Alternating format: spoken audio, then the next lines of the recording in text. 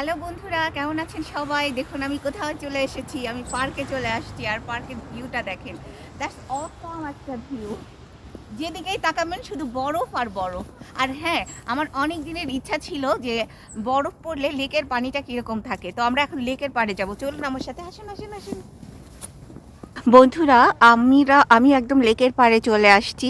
আর এই যে দেখুন সাদা বরফ দেখতে পাচ্ছেন, এই বরফের পর থেকেই এই যে লেক শুরু। আর এই যে দেখুন লেকের পানির উপরের স্তরটা বরফ হয়ে গেছে। পানি দেখুন, মানে উপরে আইস হয়ে গেছে আর হচ্ছে নিচেরটা পানি।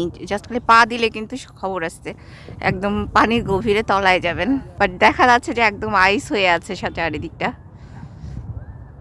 এটা কিন্তু খুবই ডেঞ্জারাস, বিশেষ করে বাচ্চাদের জন্য তো খুবই ডেঞ্জারাস, কারণ ওরা না বুঝে যদি এটার মধ্যে পা দেয় তাহলে কিন্তু পানির মধ্যে ডুবে যাবে।